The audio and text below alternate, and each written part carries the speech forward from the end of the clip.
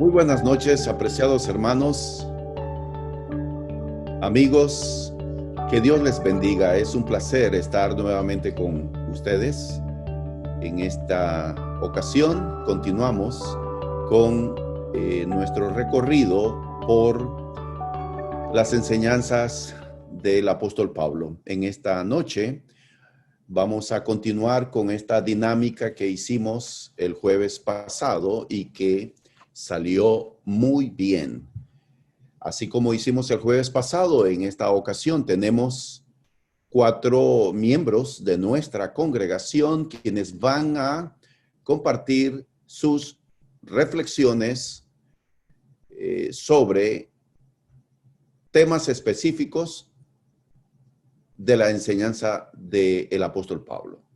En esta noche vamos a centrarnos en lo que Pablo enseñó respecto a Jesucristo. Ese es el punto central. La doctrina que vamos a analizar y a reflexionar de los escritos del apóstol Pablo es Cristo. ¿Quién es Jesucristo en la enseñanza de Pablo, el apóstol? Entonces, tenemos primero a Aarón Martínez, va a compartir.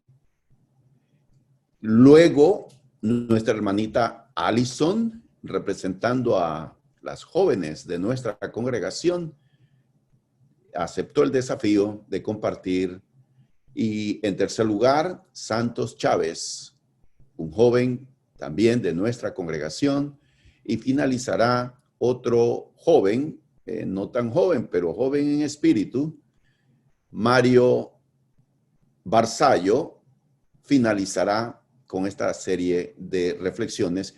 Luego este servidor estará entonces presentando un resumen de este tema. ¿Quién es Jesús en la enseñanza del apóstol Pablo?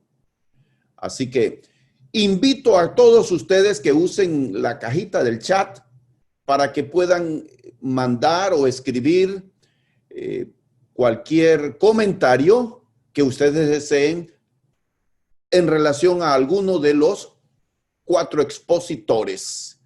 Y entonces les invito a que tomen un tiempito al final de cada exposición y ustedes entonces escriben rápidamente una frase cortita para cada uno de los expositores en la caja de chats. Así que bienvenidos. Dejamos entonces a Aarón Martínez con su primera reflexión.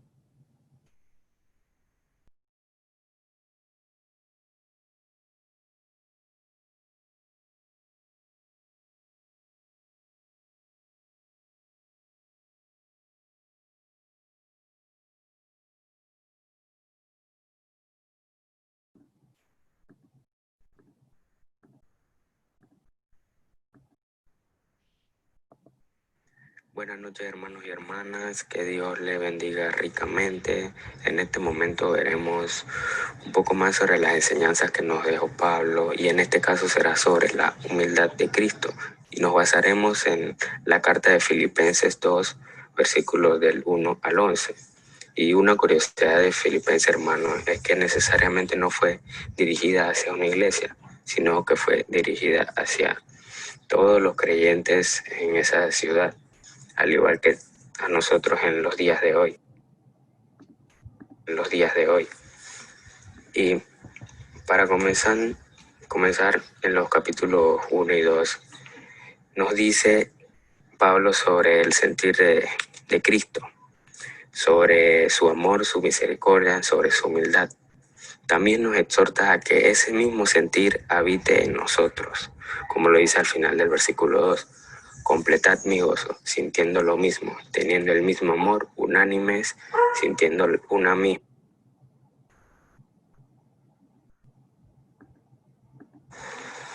Siguiendo con el versículo 3, al principio nos habla sobre la humildad, sobre que, como dice su palabra, nada hagáis por contienda, por vanagloria, antes bien con humildad. Todo lo tenemos que hacer con humildad, hermano.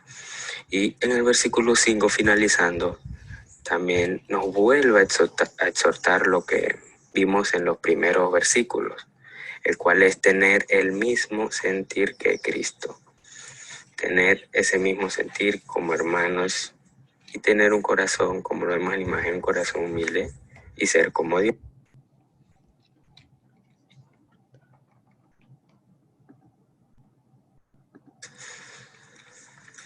Prosiguiendo con el versículo 6 y 7, nos habla sobre el cual, siendo en forma de Dios, no estimó el ser igual a Dios como cosa que aferrarse, sino que se despojó a sí mismo, tomando forma de siervo, hecho semejante a los hombres. Aquí podemos ver 3 puntos. El primero es un ejemplo más sobre su humildad, ya que Cristo lo tenía todo, tenía gloria, tenía todo, pues, en general. Pero Él decidió despojarse de eso y venir al mundo y ser como nosotros. Con esto vemos el segundo punto, el cual es que fue un hombre igual a nosotros, de carne y hueso, tuvo tentaciones, etc. Y eso es algo muy importante, ya que algunas personas pueden llegar a confundir eso o tener una mala idea sobre eso, ya que dirían cosas como, claro, como Jesús es igual a Dios, claro que él iba a tener una vida recta y no iba a pecar nunca ni nada de eso, pero negativo, porque Cristo tuvo tentaciones, mas él fue fuerte y supo superarlas. Y algo también que fue nuestro Salvador es obediente. Esa fue una decisión tomada por Jesús. Él no estimó ser igual a Dios como cosa que aferrarse, dice su palabra ahí, en el versículo 6. Es algo que Él prácticamente, como diríamos, se puso en nuestros zapatos. Nunca contradijo a Dios ni nada de eso, como Él dice en su palabra, Él dice en su oración, que decía que no se haga mi voluntad sino la tuya. En el versículo 8 podemos ver su gran muestra de amor, el acto principal, digamos, el cual fue su muerte, su sacrificio. Y como lo dice al final del versículo, haciéndose obediente hasta la muerte y muerte de cruz. Hasta eso llegó el extremo de la obediencia y la fidelidad a Dios sobre nuestro Señor. Esa humildad que tenía en su corazón, ese amor que tenía por nosotros.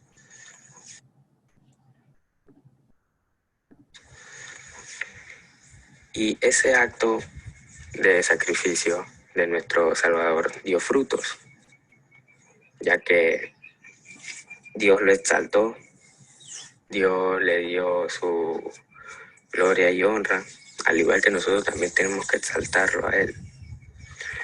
Con esta simple y pequeña parte de pasaje de escritura, que es la cual nos deja Pablo, que nos enseña mucho sobre el carácter de nuestro Señor y Salvador. Y con ese acto del cual nos permite la salvación, cumple su misión nuestro Salvador en este mundo, su misión en este mundo, el cual era morir por el perdón de nuestros pecados. ¿Y a qué quiero llegar con esto? A que si nosotros seguimos el ejemplo de humildad de nuestro Señor Jesús, que sí logró su objetivo, nosotros podemos lograr nuestra misión, que nuestra misión es llevar más almas a nuestro Padre Celestial y seguir una vida recta con su voluntad. Es algo que puede influir mucho en cumplir esa misión. Y qué bien saber que tenemos donde apoyarnos sobre aprender más sobre Jesús, sobre nuestro ejemplo a seguir. Y gracias a que Pablo conoció a Jesús. Y por esa razón él da a conocer a todas las iglesias en esa era, tanto a nosotros, esta era. Y con esto quería finalizar, hermanos, y que tengamos en mente las palabras que dice esta imagen. La persona humilde es aquella que imita a Cristo. Que Dios le bendiga.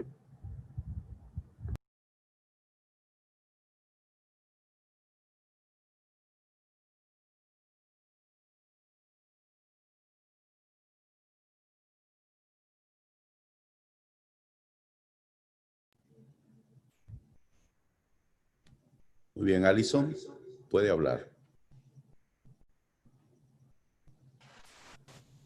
Muy buenas noches, amados hermanos. Dios le bendiga ricamente. El tema de hoy me tocó la humanidad de Cristo. Filipenses capítulo 2, versículo del 5 al 8. Hay pues en vosotros ese sentir que hubo también en Cristo Jesús, el cual siendo en forma de Dios no estimó el ser igual a Dios como cosa a que aferrarse, sino que se despojó a sí mismo tomando forma de siervo, hecho semejante a los hombres.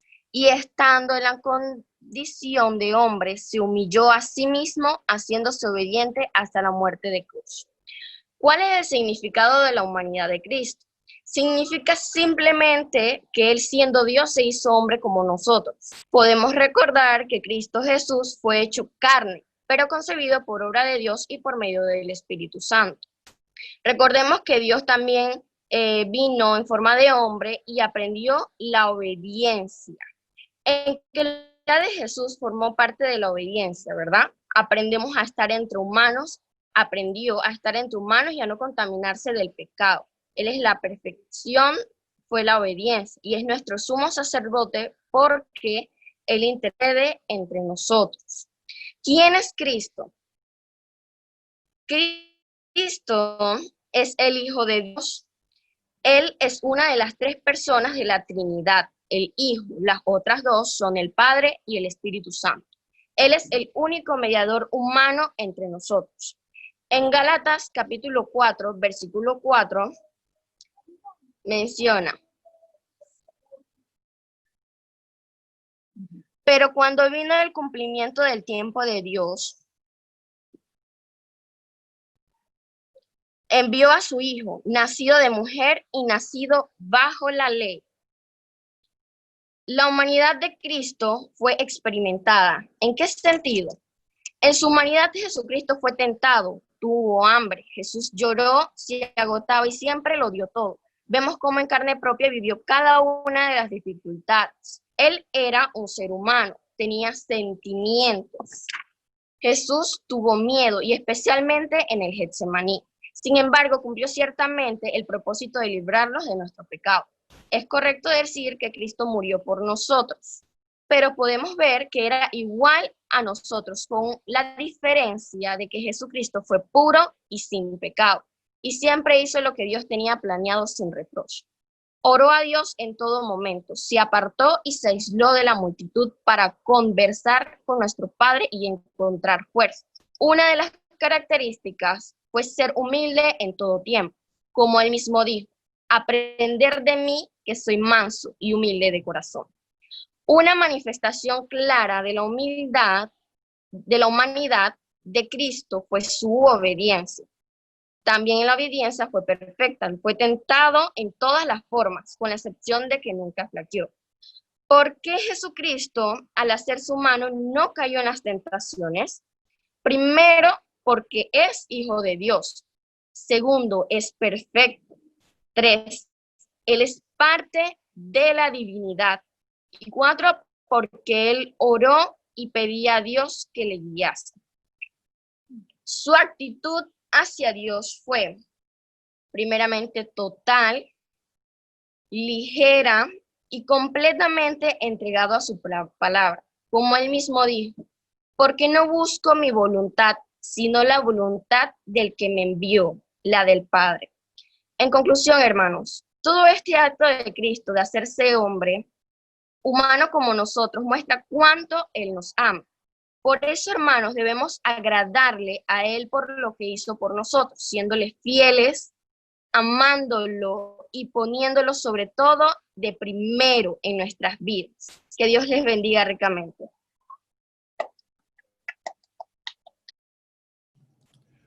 Amén, muchas gracias. Continuamos entonces con la tercera reflexión, Santos Chávez. Les invito a anotar, a escribir en la cajita de chats sus comentarios sobre los expositores.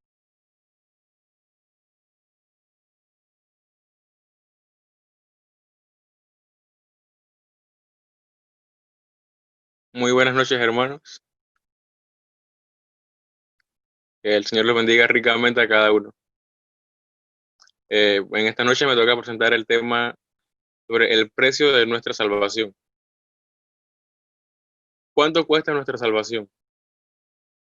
Segunda de Corintios, capítulo 5, versículo 21 dice: al que no conoció pecado, por nosotros lo hizo pecado, para que nosotros fuésemos hechos justicia de Dios en él. Jesucristo no conoció pecado. El pecado forma parte de la vida de todo ser humano, pero Jesucristo no fue cualquier ser humano. Él es el Hijo de Dios. Los demonios lo reconocieron como el Santo de Dios. Sin embargo, en la cruz, Jesucristo fue constituido pecado por nosotros. Él no solo cargó nuestros pecados, Él fue hecho pecado. Ese fue el alto precio que tuvo que pagar Jesús para nuestra salvación. Jesucristo fue hecho pecado y sufrió el juicio divino, siendo abandonado por el Padre. ¿Por qué Jesucristo tuvo que pagar ese precio? Romanos capítulo 5, versículo 8 dice: pero Dios demostró su amor hacia nosotros, en que aún siendo pecadores, Cristo murió por nosotros. De acuerdo a este versículo, Dios demostró su amor por nosotros a través de la muerte de su Hijo. La Escritura declara a todos los hombres como pecadores. Todos y cada uno somos pecadores. Pecar quiere decir errar en el blanco. La Biblia declara que todos hemos pecado y no podemos alcanzar la gloria de Dios. En otras palabras, nuestro pecado nos separa de Dios, quien es perfecta santidad, quien es recto y es justo. Y Dios debe, por lo tanto, juzgar al hombre pecador. La Escritura también enseña que ninguna cantidad de bondad humana o esfuerzo humano o moralidad humana o alguna actividad religiosa, nada de eso puede ganarse la aceptación de Dios o llevar a alguien al cielo. Todos estamos caídos de la gloria de Dios, de la perfecta justicia de Dios. Después de discutir sobre el hombre inmoral, el hombre moral y el hombre religioso, en Romanos capítulo 1, versículo 18 y capítulo 3, versículo 8, el apóstol Pablo declara que tanto judíos como griegos están bajo pecado, que no hay justo ni siquiera uno, como dice Romanos 3, 9 y 10, y que todos han pecado y caído de la gloria de Dios.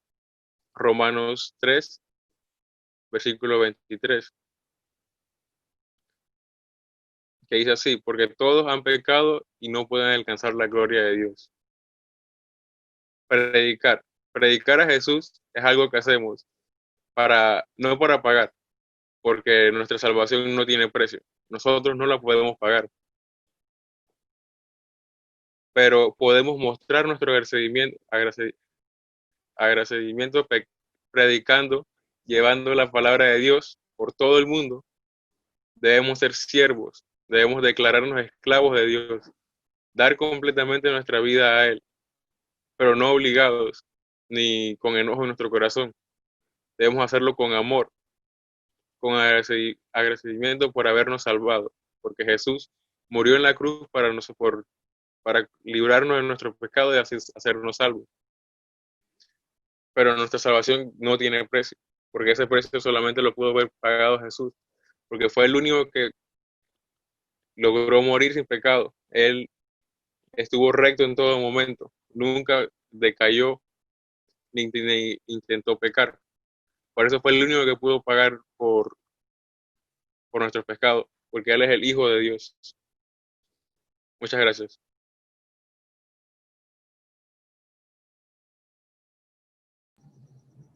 Muchas gracias, Santos. La última reflexión de parte de los hermanos es nuestro hermano Mario Barzallo.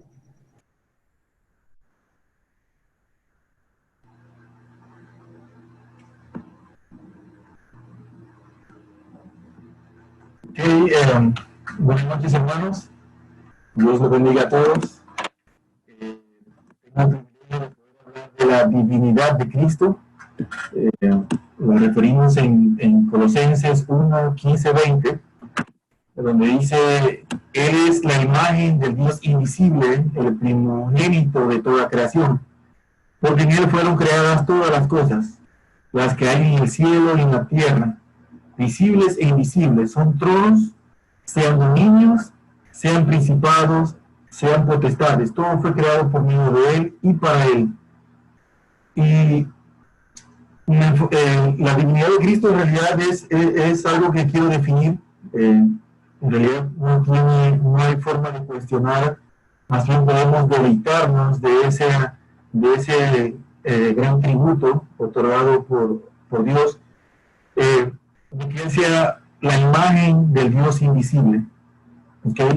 Entonces, yo solo quería definir la parte de la divinidad de Él, y este término es empleado para expresar una característica propia de un Dios, alguien que posea poderes especiales, alguien que haya podido realizar acciones que ningún otro ser en la tierra haya podido hacer antes. Y no podemos negar que el Nuevo Testamento está lleno de referencias acerca de la divinidad de Cristo. Desde los 4 evangelios canónicos, pasando por el libro de los Hechos, Jesús no solo es visto como el Mesías, o sea, el Cristo, sino que también es comparado con Dios mismo. El apóstol Pablo se refiere a la divinidad de Cristo como cuando él llama a Jesús nuestro gran Dios y Salvador. Pablo lo llamó así, nuestro gran Dios y Salvador. Aunque estas menciones directas son suficientes para demostrar que la Biblia afirma que Jesús es divino, podría resultar más poderoso un enfoque más indirecto. Jesús en repetidas ocasiones se colocó en el lugar de Dios, asumiendo las facultades divinas del Padre. A menudo lo estuvo haciendo y diciendo cosas que solo Dios tenía derecho de decir y hacer. Entonces Jesús también se refirió a sí mismo de diferentes maneras, con las cuales insinuó su deidad. Recuerden cuando Jesús estaba siendo acusado por el sumo sacerdote. El sumo sacerdote se volvió a él y le preguntó: ¿eres tú el Cristo y el Hijo de Dios bendito? Y Jesús le dijo: yo soy. Yo soy. Con eso, esa es una de las afirmaciones que Jesús que da. Y veréis al Hijo del Hombre sentado a la diestra del poder de Dios, viniendo a las nubes del cielo. ¿Verdad? Esa fue una respuesta que dio. También quería mostrarle de que 3 seres pudieron hablar de reconocer la divinidad de Cristo. El primero, un ser humano igual que todos nosotros, Pablo. Él nos da en la Escritura Tito 2:13, donde dice: aguardando la esperanza bienaventurada y la manifestación gloriosa de nuestro gran Dios y Salvador Jesucristo. Pablo lo reconoce como el gran Dios y Salvador, porque él dice que vamos a esperar su venida. Estamos queriendo que venga su manifestación gloriosa, y nos refiere como el gran Dios y Salvador. Entonces Pablo es uno de los que acepta y afirma su divinidad. También Dios mismo, nuestro Padre Dios, lo acepta en Hebreos 1:8. Él dice así: mas del Hijo dice: tu trono, oh Dios, por el siglo de los siglos, centro de equidad es el centro de tu reino. Dios también reconoce a través de la palabra la deidad, la divinidad de nuestro Señor Jesucristo. Y obviamente también Jesús mismo, en muchas ocasiones, Él reconoció su divinidad. Hay muchas escrituras en cuanto a eso, y en esta queremos referirnos con Filipenses 2:5-8, donde dice: haya pues en vosotros este sentir que hubo también en Cristo Jesús, el cual, siendo en forma de Dios, no estimó el ser igual a Dios como cosa a que aferrarse. Jesús no estimó eso. También dice: sino que se despojó a sí mismo, tomando forma de siervo, hecho semejante a los hombres. Y estando en la condición de hombre, se humilló a sí mismo, haciéndose obediente hasta la muerte, y muerte de cruz. Entonces esto nos muestra que Jesús mismo se rehusó de ciertos atributos que él tenía o su divinidad, para poder ser un hombre, humillarse como hombre y poder cumplir la misión que Dios le dio. Entonces estos tres seres, el ser humano, Dios y Jesús mismo, han reconocido su divinidad. Entonces también Jesús, cuando él vino, tuvo algunas acciones que mostraron su divinidad. En algunas de ellas, por ejemplo, cuando aceptó su adoración, cuando iba en el burro, hay muchas, pero una de ellas es en 1 Corintios 15, 3 al 8. Recordemos que todas estas escrituras es lo que Pablo ha mencionado, pero dice: porque primeramente os he enseñado lo que asimismo recibí, porque Cristo murió por nuestros pecados conforme a las Escrituras, y que fue sepultado, y que resucitó al tercer día conforme a las Escrituras, y que apareció a Cefas, y después a los 12. Después apareció a más de 500 hermanos a la vez, de los cuales muchos viven aún y otros ya duermen. Después apareció a Jacobo, después a todos los apóstoles, y al último de todos, como un abortivo, me apareció a mí. Él empezó a aparecerles a todos una vez fue crucificado, humillado, golpeado, dado por muerto, ya 3 días sepultado. O sea, esa es una de las acciones que Jesús tuvo en cuanto a su divinidad. Él tuvo el poder de poder resucitar e incluso aparecérsele a cada uno de ellos. Y más me llama la atención esto, hermanos, donde dice: después apareció a más de 500 hermanos a la vez, de los cuales muchos viven aún. Entonces, este corto mensaje es para eso, pues demostrarle que Jesús tiene su divinidad. Así que muchas gracias, hermanos, y que Dios los bendiga a todos.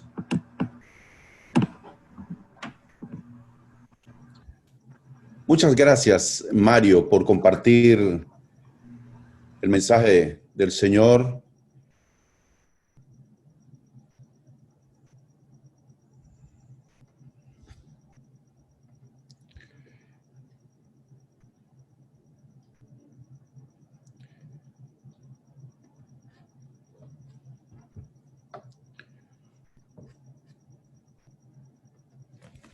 Ok.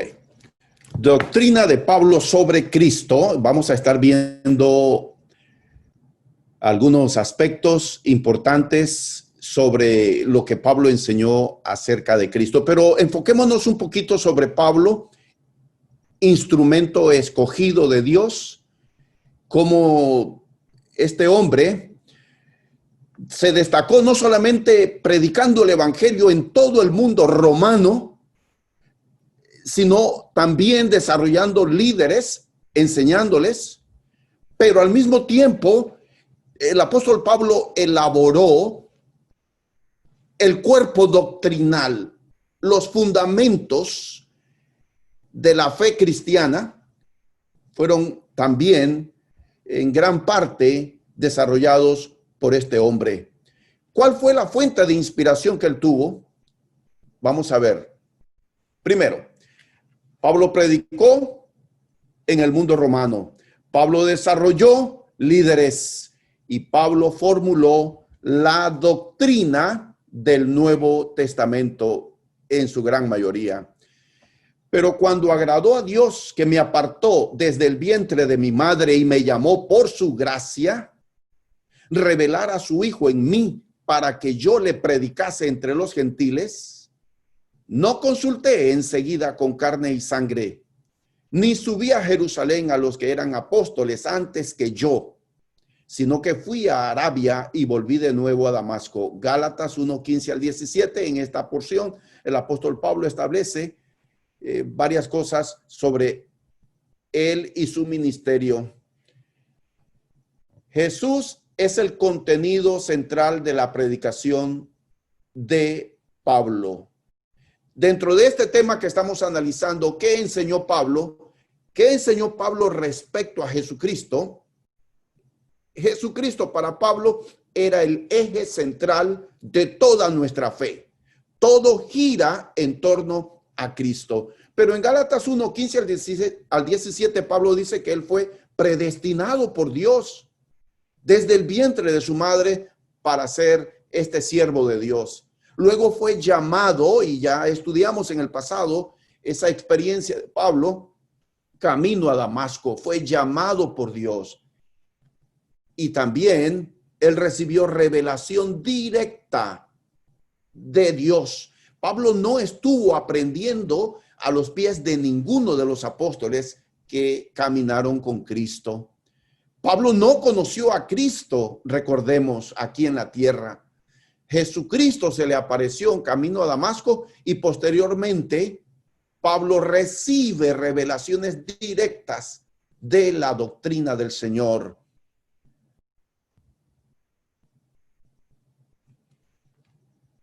Pablo tuvo tres fuentes de las cuales surge la doctrina. Primero, principalmente, por supuesto, revelación divina. Dios le habló, Dios le reveló la palabra. En segundo lugar, la experiencia que él tuvo camino a Damasco fue concluyente, contundente. Esa experiencia, siendo él perseguidor de la iglesia, injuriador, calumniador, fue blasfemo. Él mismo lo dice. Sin embargo, experimentó la gracia de Dios en sus vidas, perdonando sus pecados.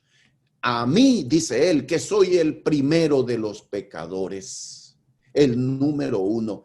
Esa experiencia de recibir gracia abundante, el perdón de sus pecados, lo cambió y al mismo tiempo le ayudó a comprender la doctrina del Señor. Por supuesto que su preparación académica también fue una base para que le ayudó a desarrollar todos los conceptos doctrinales. Es su mensaje sobre Jesús. La doctrina de Pablo sobre Jesucristo. En 1 Corintios 2:2, él escribe: y estando entre ustedes, no quise saber otra cosa sino de Jesucristo, y más estrictamente de Jesucristo crucificado. Pablo presenta a Jesús como Mesías, como hombre en su naturaleza humana, pero también divino. Él es la imagen del Dios invisible. Entonces, aquí tenemos tres aspectos, tres enfoques de Pablo sobre Jesucristo. ¿Quién fue Jesucristo según Pablo? Es importante que en este estudio, en esta reflexión, nos enfoquemos en la persona de Cristo y en su obra. Son dos cosas fundamentales en la predicación de Pablo. Él fue el Mesías, significa Salvador y Rey. Pero ese mensaje, el evangelio que Pablo predicó de que Jesús era el Mesías, no gustó, no agradó ni a judíos ni a gentiles. Porque este Mesías, este Rey, murió en la cruz, murió de una forma ignominiosa, vergonzosa. Este Jesús no era atractivo para ellos, pero no me avergüenzo del evangelio porque es poder de Dios para salvación a todo aquel que cree.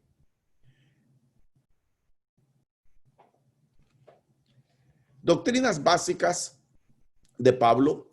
Ya hemos establecido que el centro del pensamiento de Pablo es Jesucristo. Los elementos doctrinales básicos de Pablo. ¿Cuál es el corazón de la doctrina de Pablo? Cristo, la salvación, la iglesia, los eventos finales que ocurrirá en el fin de los tiempos, Dios, el hombre. Estos son elementos básicos de esta doctrina, de esta enseñanza, de este cuerpo doctrinal que el apóstol Pablo desarrolla. En el mensaje, en la clase de esta noche, nos estamos enfocando en Jesús. ¿Quién es Jesús para Pablo?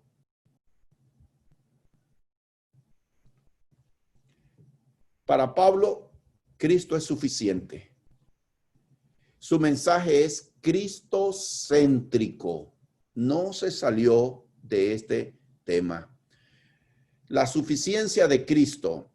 Pablo dice que la justicia de Dios en Cristo. Nosotros somos perdonados en Cristo. Él escribe en Hechos, o él, mejor dicho, Lucas, el autor de Hechos, registra este segmento, este extracto de una predicación de Pablo.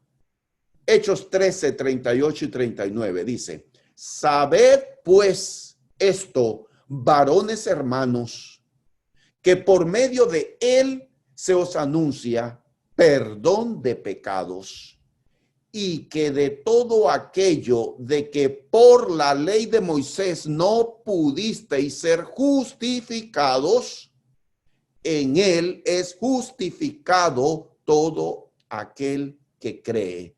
El apóstol Pablo está empleando la palabra justificación, un término legal.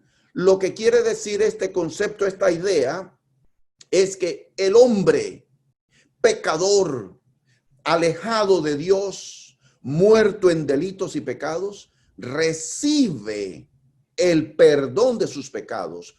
Dios declara al hombre pecador perdonado, como si nunca hubiera pecado. ¿Cómo y por qué lo hace?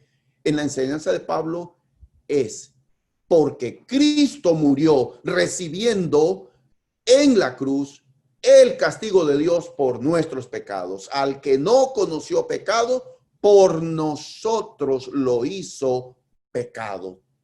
Luego en Romanos 10:4 dice: porque la ley llega a su término con Cristo, y así todos por la fe pueden llegar a ser justos. La ley a la que Pablo hace referencia allí, amados hermanos, es la ley de Moisés.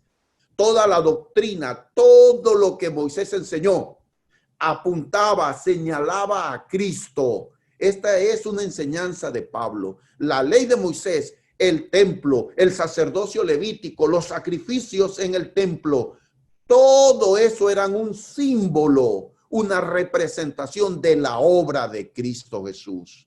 Por eso, en la doctrina de Pablo, Cristo es el cumplimiento de la ley. Cristo es suficiente, dice Pablo. Somos declarados perdonados, declarados sin culpa por la obra de Cristo Jesús.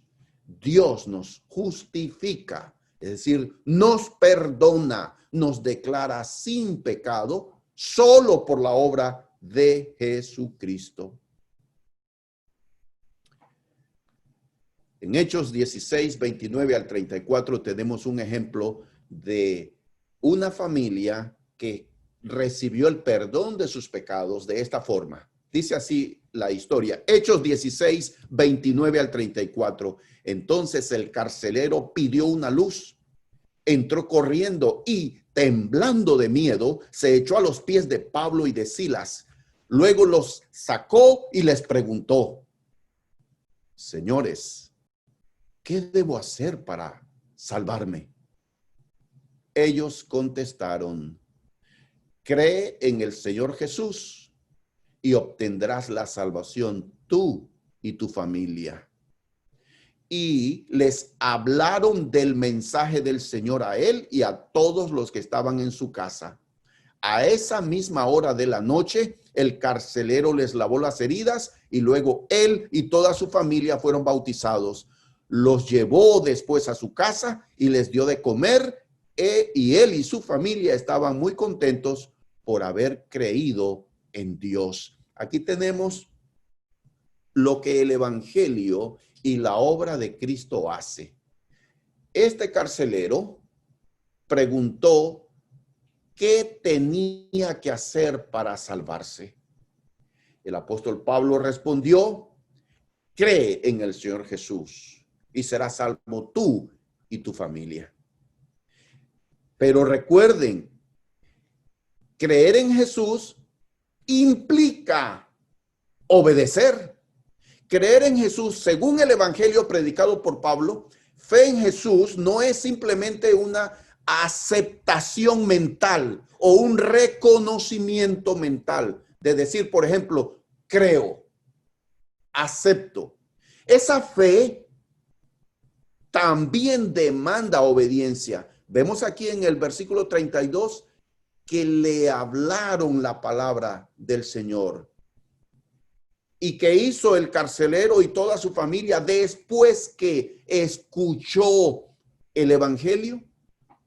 A esa misma hora de la noche fue bautizado él con toda su familia. En la predicación de Pablo, en la enseñanza de Pablo, el bautismo no era un rito, no era una confirmación de que ya uno es salvo, no.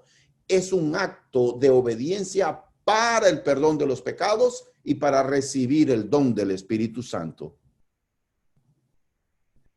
Romanos 6, 1 al 4 establece, ¿qué diremos entonces? ¿Vamos a seguir pecando para que Dios se muestre aún más bondadoso? Claro que no. Nosotros ya hemos muerto respecto al pecado. ¿Cómo pues podremos seguir viviendo en pecado? ¿No saben ustedes que al quedar unidos a Cristo Jesús en el bautismo, quedamos unidos a su muerte? Pues por el bautismo fuimos sepultados con Cristo y morimos para ser resucitados y vivir una vida nueva, así como Cristo fue resucitado por el glorioso poder del Padre. Grandes verdades establece aquí el apóstol Pablo en estos 4 versículos de Romanos capítulo 6. En primer lugar, él lanza una pregunta a aquellos que, como el carcelero de Filipo, habían sido bautizados en Cristo para el perdón de sus pecados y rendir su vida a Cristo. Entonces, a ellos les pregunta, ya que hemos sido perdonados cuando obedecimos al evangelio, nuestros pecados fueron perdonados, ¿vamos a seguir pecando para que Dios se muestre más bondadoso? La gracia de Dios es tan grande y tan amplia que perdona todos nuestros pecados. ¿Continuaremos pecando para que Dios siga perdonándonos? El apóstol Pablo dice, ni pensarlo. Claro que no. ¿Por qué no podemos ni debemos seguir pecando una vez que hemos entregado nuestra vida a Cristo? Pablo dice en los versículos 2 al 4 que aquellos que hemos sido bautizados hemos experimentado una muerte, morir al pecado. Muerte en la Biblia es una palabra que significa separación. Entonces, cuando uno da el paso culminante de obediencia al evangelio de Cristo, siendo bautizado, sumergido en agua, está cortando con el pecado. Uno muere. El bautismo, dice Pablo en este pasaje, es una representación espiritual de la muerte al pecado, muerte con Cristo, y somos sepultados y somos levantados de las aguas del bautismo. Y ese acto es un nuevo nacimiento. nacemos para seguir en el camino del Señor y no continuar practicando el pecado como un estilo de vida. Esa es enseñanza del apóstol Pablo. En Cristo, esa es la fórmula paulina. Esta frase, en Cristo, da mucho que hablar entre los estudiosos, entre los eruditos. Usted encuentra esta frase, en Cristo, en reiteradas ocasiones a lo largo y ancho de las cartas de Pablo. Por ejemplo, en Colosenses 2, 6 y 7 dice, por eso, habiendo recibido a Jesucristo como su Señor, deben comportarse como quienes pertenecen a Cristo, con profundas raíces en Él, firmemente basados en Él por la fe, como se les enseñó, y dando siempre gracias a Dios. En Cristo, nosotros estamos unidos a Cristo. Él es la vid verdadera, nosotros los pámpanos, y lejos de Él nada podemos hacer. Nuestra vida espiritual ahora, nuestra vida, somos seguidores de Cristo. Estamos unidos a Él para nunca separarnos de Él. La salvación en Cristo. Pablo dice a los Romanos 1:17, pues el evangelio nos muestra de qué manera Dios nos hace justos. Es por fe, de principio a fin. Así lo dicen las escrituras. El justo por la fe vivirá. Entonces, el plan de salvación es creer más arrepentimiento. Confesar más bautismo. Permanecer en Cristo. En 2 Corintios 5:17, Pablo dice, por lo tanto, el que está unido a Cristo es una nueva persona. Las cosas viejas pasaron, se convirtieron en algo nuevo. Entonces aquí vemos una vez más esa frase, ese código paulino, en Cristo. ¿Estamos en Cristo o estamos en Adán? Estamos en Cristo, hay un cambio, una transformación de nuestra vida.